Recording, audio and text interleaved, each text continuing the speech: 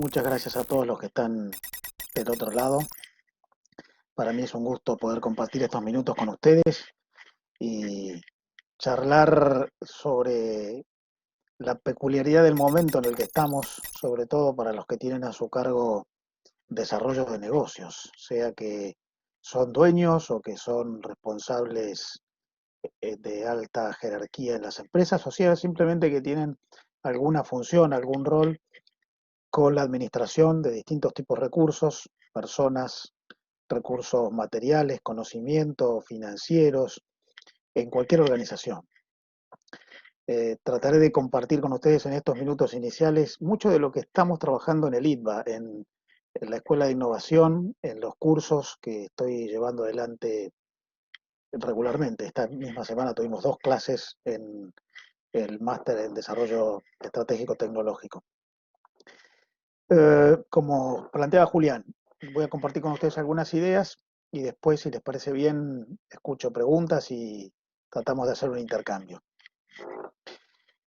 No digo ninguna novedad si comento que el mundo está viviendo una profunda disrupción. Disrupción bastante peculiar, yo diría que es un hecho de alto impacto, pero muy artificial. Tenemos el mundo detenido, hay casi 2/3 de toda la población del planeta con algún grado de confinamiento o restricción para su desenvolvimiento social, cultural o económico. Ahora, la verdad es que el siglo XXI, desde que comenzó, nos viene acostumbrando a disrupciones bastante continuas. El mismo siglo empezó en el año 2001 con la caída de las Torres Gemelas, que cambió la geopolítica y además aceleró muchas respuestas tecnológicas que quizás no tengamos presente que fueron efecto de aquel acontecimiento. También el siglo XXI nos cacheteó con la crisis financiera internacional. También el siglo XXI viene generando disrupciones de proceso, no tan de impacto, como la conversión de los países más pequeños en poderosos, China, la India, como la intangibilización de la economía. El mundo está avanzando en un proceso de tecnologización muy marcado, en el cual el valor básicamente se genera a través del desarrollo de intangibles.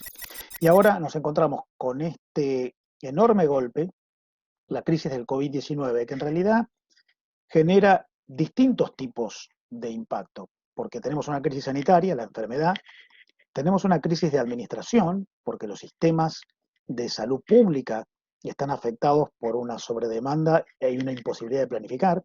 Tenemos una crisis psicológica, porque hay en el mundo casi 5.000 usuarios de Internet. Todos estamos pendientes de la evolución de la enfermedad día a día, los enfermos, los muertos, el perfil de los afectados, y eso genera un enorme temor. Tenemos también una crisis económica, obviamente, que es efecto de los confinamientos y las restricciones y del detenimiento artificial de la economía, por lo que tenemos multiplicidad de impactos, incluso algunos más, de la irrupción del COVID-19, que nos genera entonces una disrupción. La palabra disrupción viene del latín disruptio, que quiere decir interrupción, fractura, pero no es la primera del siglo XXI. Lo que yo imagino es, este fenómeno sanitario ha generado respuestas muy defensivas de la política, ha restringido actividad económica, en muchos lugares ya esto está empezando a flexibilizarse, por ejemplo en Asia, hasta hace pocos minutos estaba en contacto con alguien en Sur que estaba madrugando en ese momento. Uh, esa, esta, este impacto económico en realidad está motivado por un factor exógeno a la economía, que es la emergencia sanitaria, por lo que lo más probable es que no sea esta una crisis como la del 2008, en la que la economía tuvo un enorme problema emergente como consecuencia de uno de sus propios pilares endógenos, el financiamiento. El problema viene de afuera. Quizás, por lo tanto, cuando empecemos a recobrar cierta normalidad, la economía internacional y las economías nacionales empiecen a recuperarse con alguna lentitud, con desequilibrios temporales, porque los distintos eslabones de las cadenas productivas irán despertando nuevamente en momentos diferentes. Pero me imagino que con alguna velocidad de recuperación en aquellos que tienen los fundamentals mejor puestos, porque los problemas no eran endógenos, eran exógenos. Sin embargo, yo creo que hay algunas consideraciones que tenemos que considerar, que tenemos que efectuar.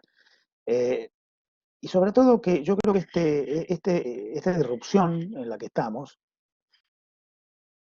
en mi opinión, más que un mundo nuevo, más que la sustitución de un escenario anterior por uno nuevo, una aceleración de tendencias. Y en particular, una aceleración de una de esas tendencias que yo mencionaba antes, la de la tecnologización de la economía y la de la motorización de la economía internacional, básicamente por la generación de valor intangible. ¿Qué quiero decir con esto?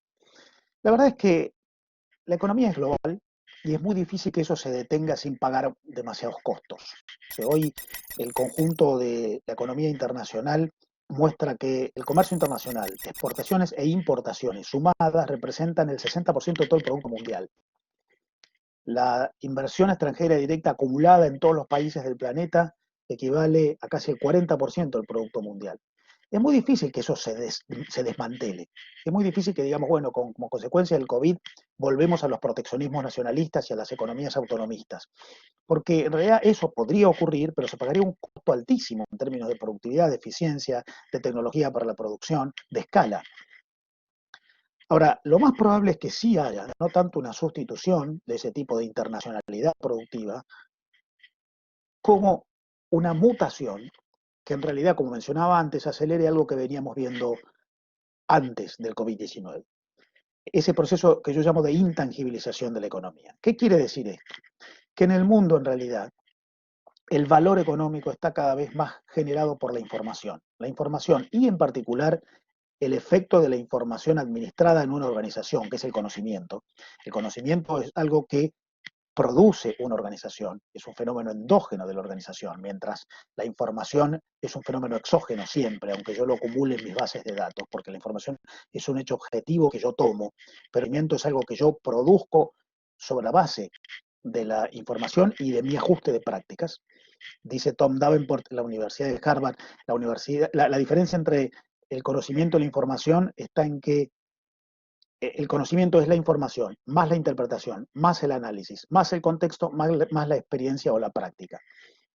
Bueno, esa economía que tiene por principal insumo la información y que la empresa utiliza ella para convertirla en conocimiento, ha estado avanzando en un proceso de globalización en el que, a diferencia de lo que pasaba hasta hace 10 años, cuando la economía se apoyaba en el mundo, en las cadenas internacionales de valor, que eran procesos de ensamblamiento de partes físicas, que a través de insumos que van mejorando su manufacturación a lo largo de las fronteras, van terminando en un encadenamiento sistémico productivo material.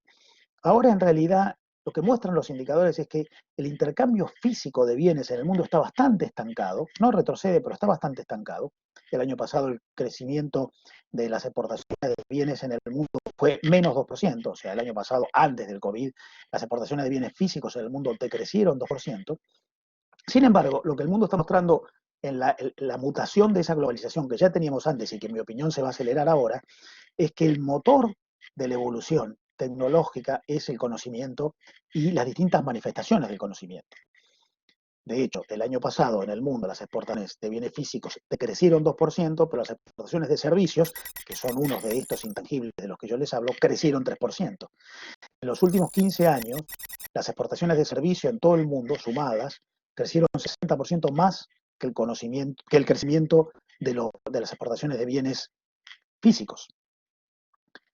Hay una enorme cantidad de indicadores, el McKinsey Global Institute sigue bastante de cerca el proceso y muestra que hoy, si sumamos, discriminando bien, todo el comercio mundial, el intercambio a través de las fronteras de intangibles, como los servicios, es en dólares de casi 13 billones de dólares con B larga, mayor al intercambio de bienes físicos o manufacturados. De modo que la agregación de valor en el mundo que progresa y que prospera, que evoluciona y marcha en la vanguardia de la tecnología, ya no se da por más manufacturación, sino por la generación de intangibles.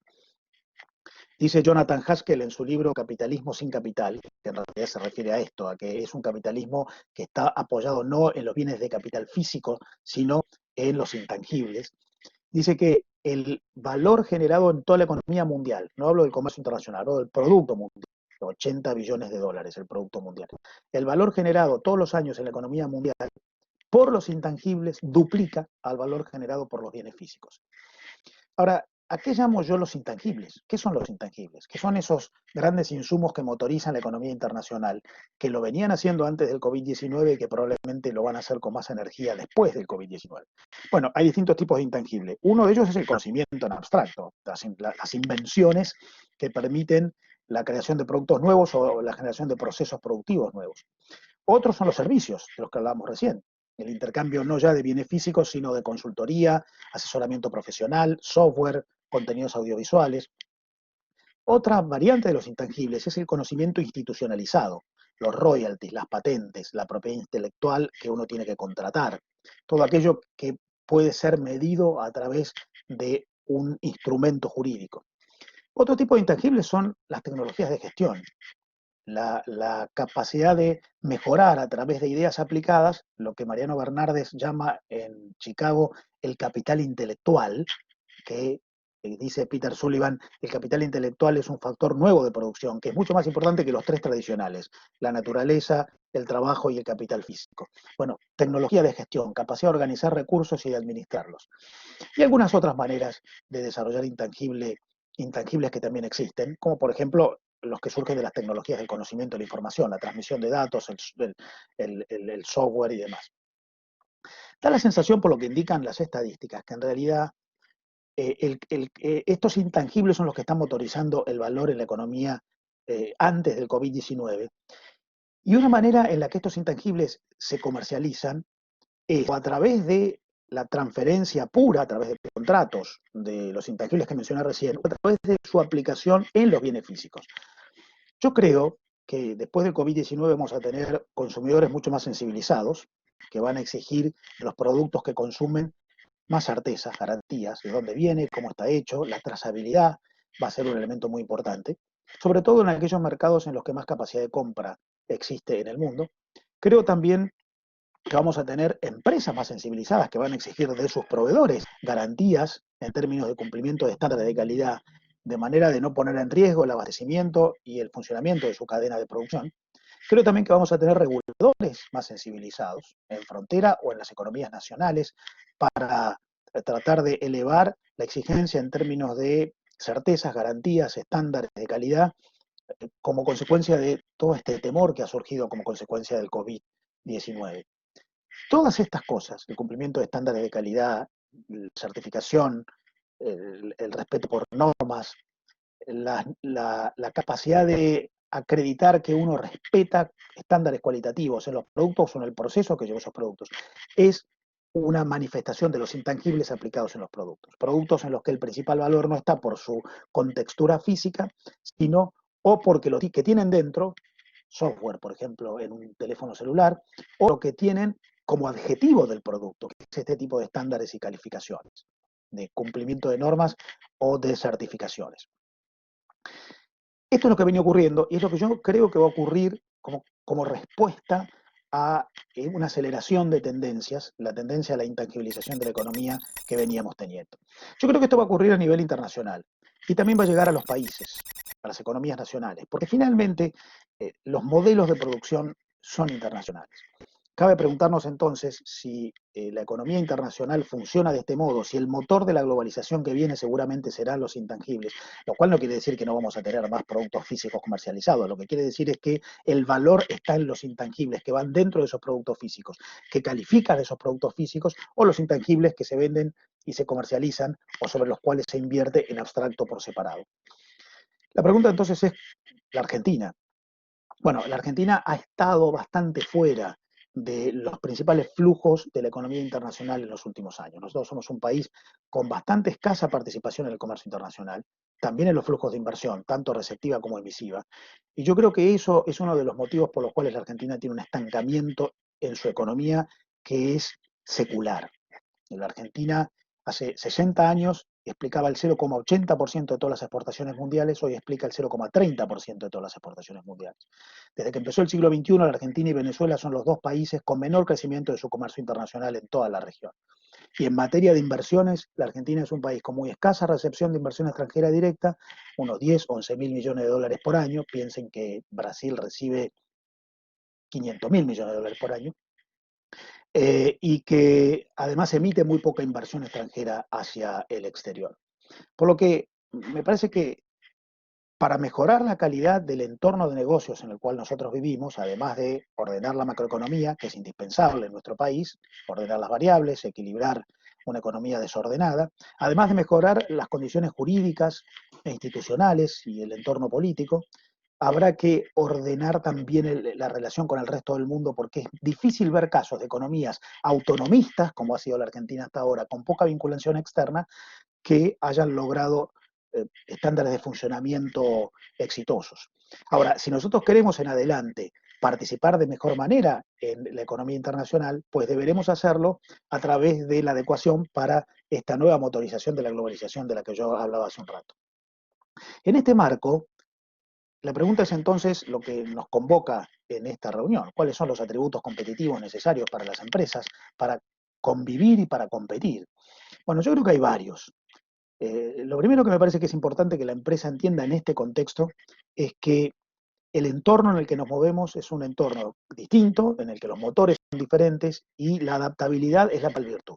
Rita McGrath, una profesora de la Universidad de Columbia que ha editado varios libros últimamente, uno que me gusta mucho a mí, que se llama El fin de las ventajas competitivas, lo que dice es, miren, así como antes, por ejemplo, Michael Porter nos planteaba ventajas competitivas a través de productos sobre los cuales desarrollamos estrategias definitivas, así como antes trabajábamos así, hoy lo que tenemos que entender es que el ciclo de vida de los productos es muy corto, que vale más tener una empresa robusta con capacidad de adaptación que un producto estrella con capacidad de éxito, porque los productos duran muy poco. De hecho, un producto que dure un año y medio o dos tiene que ser previsto, si tiene mucho éxito, ya como reemplazado, porque si no el propio mercado, con un capitalismo champeteriano que se exacerba, irá venciéndolo. Por lo que la primera condición es la adaptabilidad para condiciones cambiantes que exigen reacciones rápidas de la empresa.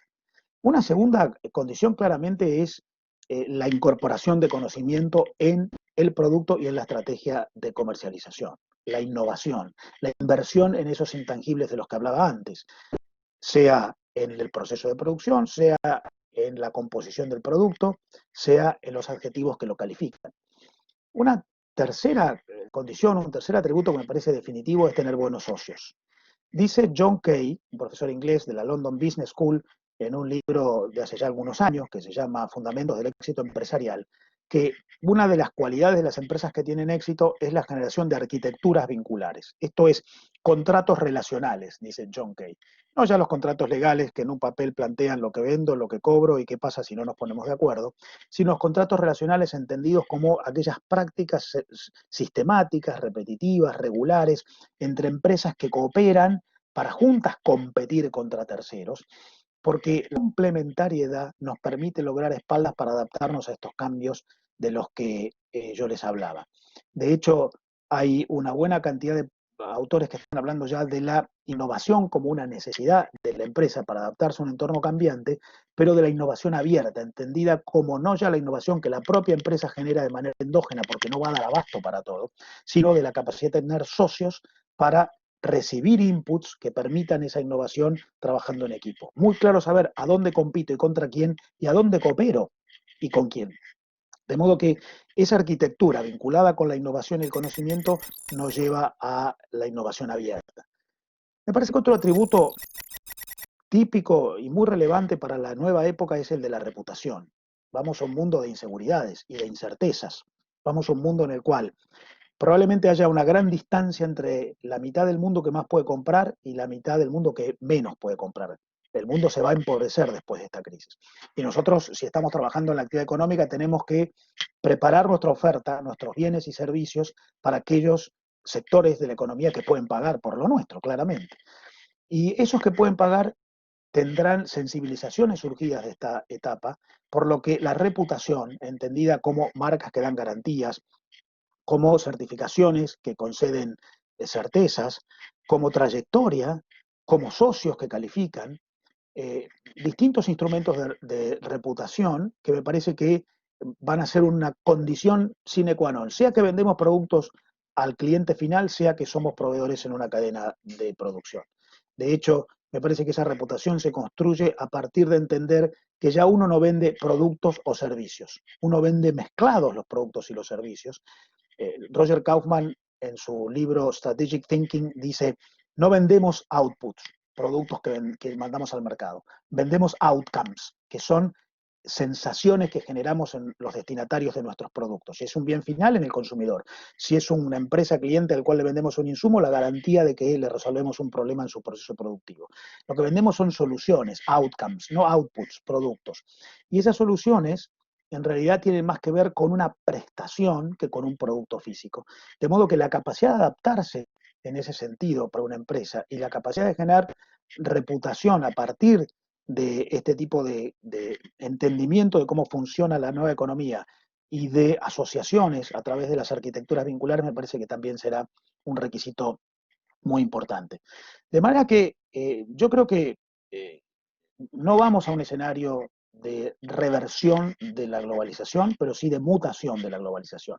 Vamos a un escenario de mayor calificación, de mucha tecnologización, de robotización, de intangibilización, de mayor información y que ella sea el motor que genera valor.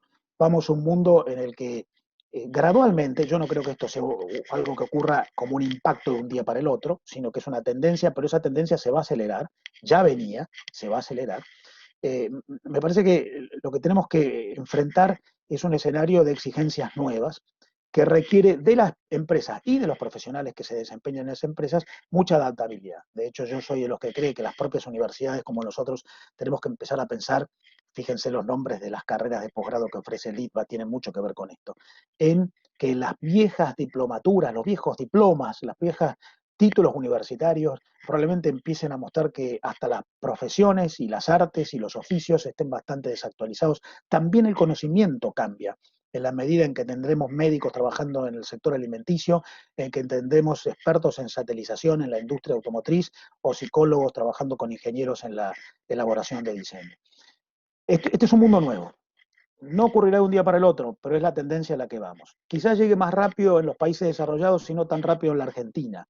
Pero también creo que en la Argentina, sea por las buenas o sea por las malas, este escenario llega y entonces ahí tenemos un requisito que es que nos pongamos a trabajar en la generación de atributos nuevos para enfrentar un escenario que va a ser duro, que va a ser complicado, que probablemente en el inicio y en la salida inmediata de la pandemia sea muy volátil, tanto en la Argentina, donde además tenemos los problemas de la macroeconomía local, la tasa de inflación, la variabilidad cambiaria, la inestabilidad jurídica, la eh, volatilidad política, un escenario muy complejo en la Argentina. Hay tres factores complicados, el ambiente es complejo, no es simple, el ambiente no es previsible, por lo tanto no es estable, y el ambiente es aleatorio. Por lo tanto, en la Argentina además agregamos nuestros propios problemas, pero eso también exacerba la necesidad de la adaptabilidad, pero también en el mundo, tanto en la Argentina como en el mundo, donde va a haber mucho en proceso de cambio. Además, yo creo que el mundo va a un escenario geopolítico distinto, en el que probablemente lo que antes pretendió ser una globalización universalizada, ahora empezará a ser una internacionalización a través de bloques. Algunos, como Andrés Malamud, lo llaman clubes de amigos, en países que se vinculan entre sí por ciertas coincidencias, pero que se enfrentan con otros países que están en otros bloques con los que tienen disidencias. Es un escenario complejo, pero hay que desarrollar atributos. Sin esos atributos me parece que podría ocurrirnos lo que le está pasando a muchas empresas y lo que veremos que le pasará a muchas empresas en el mundo. Cambios de liderazgo, posiciones de muchísima relevancia a posiciones de mayor debilidad.